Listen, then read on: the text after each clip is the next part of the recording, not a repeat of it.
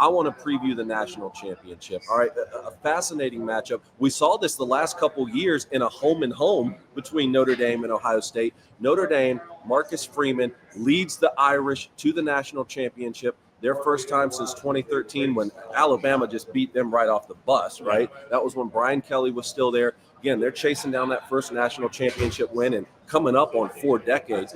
The Buckeyes, on the other hand, though, Ryan Day, 4 straight losses to Michigan. Everybody's been saying, this guy's not the guy. He can't beat Michigan. He can't beat SEC teams when he does find himself in the playoff, like that close Peach Bowl loss to Georgia a couple years ago. Now Ryan Day has them in the national championship game. Everyone's kind of forgotten about the loss to Oregon in the middle of the season, the loss to Michigan. He has them lined up to be able to be crowned national champions. And remember, the Buckeyes under Urban Meyer won the first national championship in the 14 playoff era. Yeah. Now we're here in the inaugural season of the 12-team playoff era. Ryan Day has a chance to do that. He's going to take on Notre Dame. What do you think so far? Again, with this game just ended, all right, but what are you previewing so far? What are you thinking ahead for the national championship? Well, I'm thinking for Notre Dame to win this game, Riley Leonard is going to have to outplay Will Howard, and it can be close. I think Will Howard played a pretty bad football game. If you go back and watch it, he did not play good. Riley Leonard's been carrying Notre Dame. Riley Leonard's a gamer now. He's gritty. He's a gamer. And Notre Dame knows how to win games, whether it's a slugfest or if it's a shootout. And you have to say things about certain teams. No matter what it is, they find ways to win. And that's Notre Dame this year. From a roster standpoint, Ohio State's a better team than them. They're a better team than them. I think we can all agree about that. But there's something about Riley Leonard that makes him different, right? In the biggest moments, he shows up, whether it's hurdling a guy on third down, getting hit, and throwing a touchdown pass.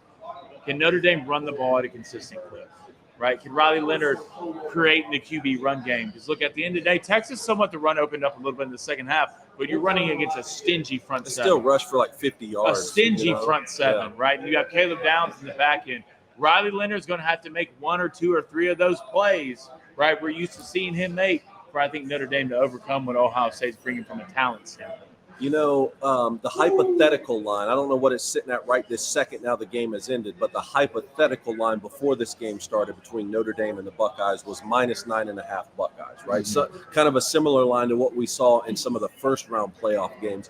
The day before the semifinals started, we led our show with which quarterback do you trust most left in the college football playoff, out of Quinn Ewers, out of Drew Aller, and out of Riley Leonard, and I really went to bat for Riley Leonard because I thought that, well, if Notre Dame's going to beat Georgia in that defense where he only throws for 90 yards because they're so efficient in the run game, and he's not going to have to push the football down the field like we've been wanting to see from him more and more.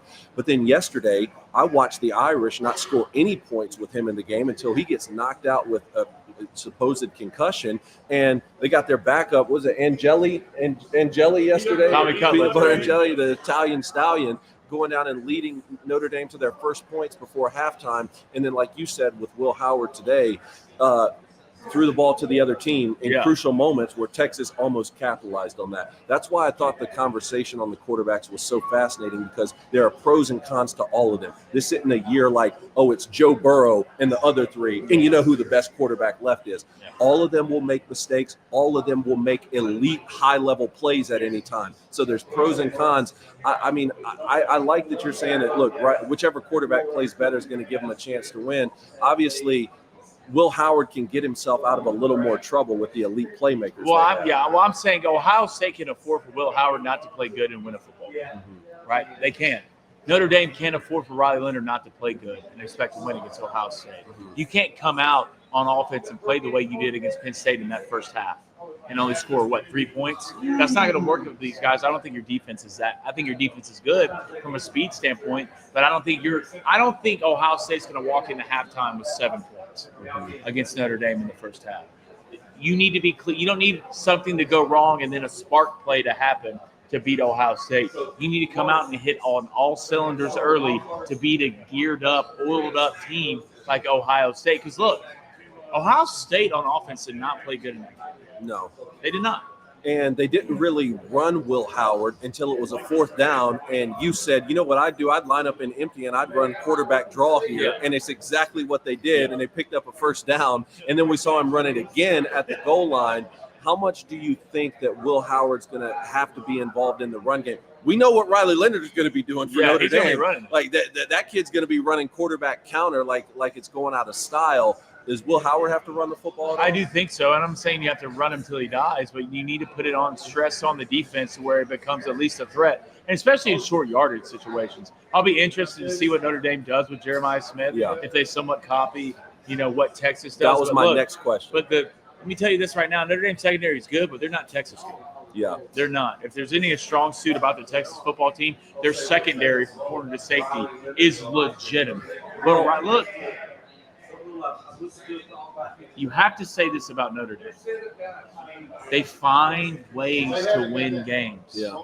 There's something about teams that find ways to win games. You don't know. Ohio State did the same thing somewhat, but from a roster standpoint, it's going to be a tough matchup. That's the reason the line's supposedly going to be 9.5. The more I look at it, the more I like Ohio State. I really do. You kind of alluded a little bit to my final question here, which was, what can Notre Dame take from Texas's defensive performance? Like you said, Jeremiah Smith, almost a non-factor, was bracketed for much of the game. But even in scenarios where he was one-on-one, I mean, Texas up front was able to sort of affect the game in a way where they didn't have to commit so many resources to the box. It's one thing to look at what Texas did and say, oh, let's try and copy this. It's another thing to execute it. What do you think Notre Dame can do from the game plan Texas came in with? Well, I think one, you have to mix it up, give them different looks pre-snap to post-snap. I thought Texas, at least in the second half, did a lot better job with that in the first place. You're going to have to double Jeremiah Smith. And get beat by one of the other guys, which I'm sure they can, but you're not going to beat me with your best player. And if you're Notre Dame, I'm trying to limit possessions as much as I can. I'm running, I'm huddling, I'm running plays with 10 seconds left on the game, on the play clock, unless you get down double digits, and then it turns into a different game. But I'm limiting possessions. I'm trying to look. Love's going to have a big day. He's healthy. I don't care what he has on his knees, hurdling guys, he's breaking 5 tackles on the 3. It's your big time players are going to have to show up. Because even if Ohio State's biggest time player doesn't show up, they can still win the football. Well, I have to say, as a former Michigan quarterback, again, I'm torn on this. I can't just go into any game and just pull for the Buckeyes. At the same time, it would be nice if the national champion, if I could say that Michigan beat them instead of it being Texas, and Texas blew out Michigan. But I will say this, though. That guy right there on the screen, Ryan Day, for a guy who, 3 weeks ago, a month ago around Thanksgiving, was supposedly going to be run out of town and fired and 4 straight losses to Michigan. The way this team has responded with the senior leadership and the guys that they have in there internally, they responded in a way that championship football teams respond, because that was the worst loss of his coaching career. Make no mistake about it. And that's what championship teams do. So tip of the cap to him to even be able to make this national championship game. But again, the standard is to win it in Columbus. So you got to move forward and do that. Yeah, if there's anything Ohio State fans want, they want a national championship, especially after the way you looked in the first 2 playoff games. You looked like a national championship team. So right now you have a really good matchup against Notre Dame, which you are the better team, but is the better team going to show up? Or is Chip Kelly going to be schizophrenic for 4 quarters?